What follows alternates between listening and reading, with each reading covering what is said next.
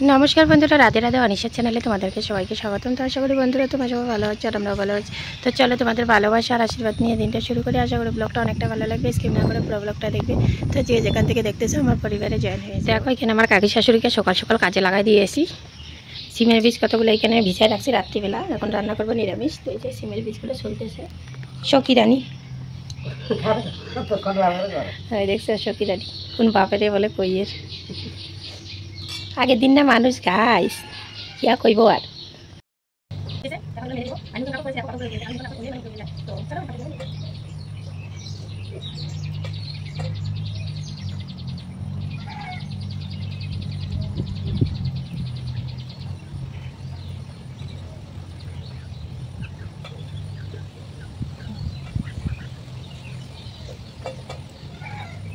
এইমাত্র স্নান করলাম, পারণও হয়ে গেছে।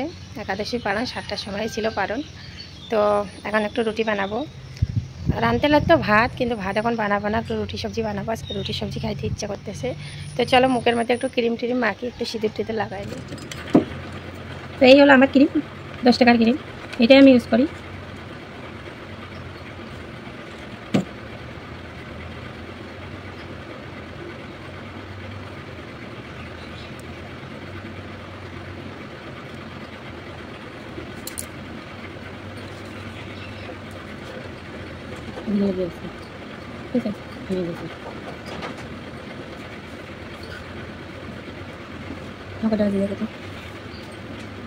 তো এখন আর মাথা আঁচড়াবো না, টাইম নেই, শুধু একটু সিঁদুরটা লাগাবো, কারণ স্নানে পরে সিঁদুর না দিলে ভালো লাগে না।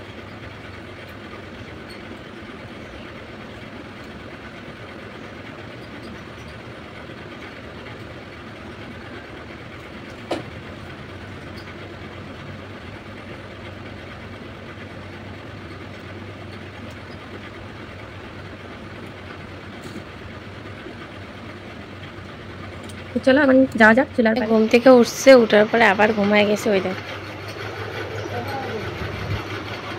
তো ওই যে ও দাদা সহকারে আরও ঘুমাচ্ছে। তো রাত্রিবেলা এই চাদরটা মানে উপরে দিয়ে রাখি, কখনো কখনো ঠান্ডা লাগে আর ওর শরীর ভালো যাচ্ছে না, সর্দি কাশ একটার পর একটা লেগেই রয়েছে। যেই কারণে আর কি উপরের মধ্যে ফ্যানগুলো, ফ্যান তো দিতেই লাগবে, ফ্যানগুলো উপরের মধ্যে এই যে চাদরটা দিই। তো এই যে ছোটোটা ও যখন এখন পাই পেটে বলতেছে কয়টা বাজে, এখন বাজে কয়টা, 7টা 33 বাজে।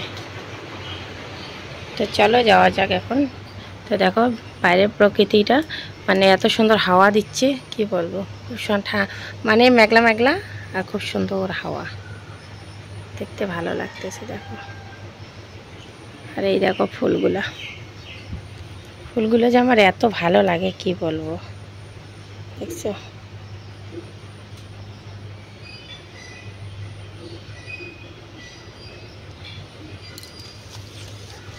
কি সুন্দর ঝোপঝোপ ঝরে আছে ফুলগুলো। এখন যাই চুলার পারে, দেখি কতদূর কি হচ্ছে না হচ্ছে। কড়াই বসাই দিয়েছি, আর এই যে এখানে দেখো সবজিগুলো আমার হয়ে গেছে। তো এইভাবেই কেটে নিয়েছি, কারণ ঝিঙাগুলো পচা ছিল, তো একরকম করে কাটা হলো না আর। তো পচা থাকলে তো বুঝতেই পারো কীরকম করে কাটতে লাগে। তো এই যে এখানে কড়াইটা গরম হচ্ছে, তো চলো কন্টিনিউ ব্লগটা দেখতে থাকো। এখানে আমাদের রুটি ভাজা হয়ে গেল, আর এখানে আমার ছেলের জন্য নিরামিষ সবজি আর রুটি নিয়েছি, আর সবজিটা এখানে হচ্ছে। তো দেখতে পাচ্ছ মেয়েরাও, আমার উঠে গেছে, আমার ভাস্তিও আসছে, ওকে ভাত খেতে দিয়েছি, কারণ কালকে সন্ধ্যার আগে খেয়ে ঘুমাইছি, আর আর কিছু খাই নাই। তো পুনঃ আসছে, এখন তো আমরা সবাই মিলে চা খাবো, রুটি খাবো। তো আমার মেয়ে চুপি চুপি ঢুকে যাচ্ছে মন্দিরে। হয় তোর মন্দিরে কি, এদিকে আসো, মন্দিরে রাখো ওগুলো রাখো বলছি, এদিকে আসো। আমি গেলাম আদিদের বাড়ি গেলাম আমি আদিদের বাড়ি, যে আমি গেলাম, তুমি থাকো। দেখছো মেয়েটাকে এত আসতে বলতেছি তবু আসতেছে না, ও খায় না খেয়ে খালি মন্দিরে। তো বন্ধুরা আজকে এই মেয়েটা হঠাৎ করে অসুস্থ হয়ে গেছে দেখো। কালকে সন্ধ্যার সময় স্নান করার ফলে আজকে হয়ে গেছে জ্বর কাশি সর্দি।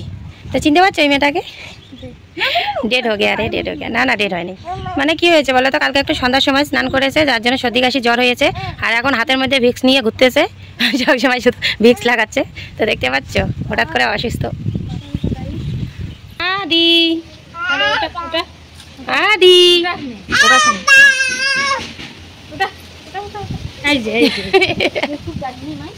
তো বন্ধুরা, এগুলো অনেকক্ষণ থেকে আমার থাল বাসন বেরিয়েছিল, প্রায় শুকিয়েও গেছিলো, কিন্তু আমি মেয়ের কারণে এগুলো ধুইতে পারতেছিলাম না।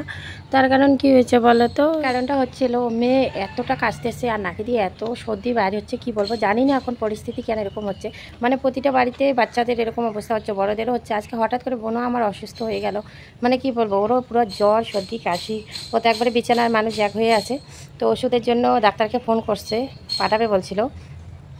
তো ওরও পুরো সিরিয়াস অবস্থা। আর আমার মেয়েটার মানে প্রতিদিন একটা না একটা লেগেই রয়েছে। এ মানে জবের থেকে জন্মগ্রহণ করেছে, তবে থেকে ওর একটার পর একটা। আমি তো ব্লগে সব শেয়ার করতাম, তোমরা তো জানোই। আবার ও সেম টু সেম, মানে কি আর বলবো।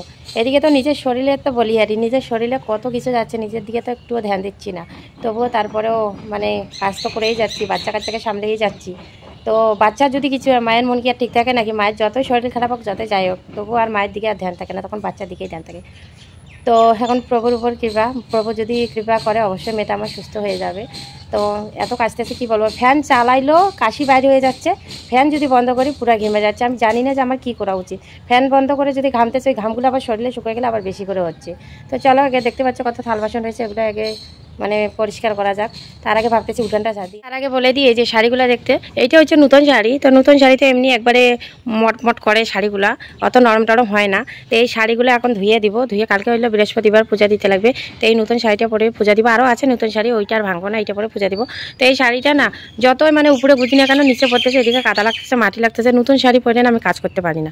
আর এটা হচ্ছে কালকের শাড়ি। তো আমি যে এই বালতিটার মধ্যে রাত্রিবেলা ঢুকিয়ে রেখেছি, আমার একটুও মনে ছিল না, এখনই বাড়ি করলাম। তো দুইটাই এখন ধুয়ে দিব। আর তার সাথে রয়েছে নাইটি, এগুলো ধুয়ে দিব।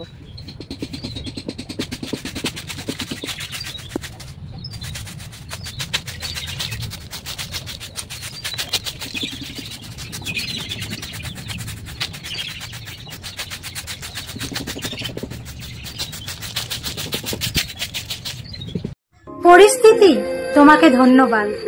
তুমি না থাকলে জানতেই পারতাম না যে সব আপনজন আপন হয় না।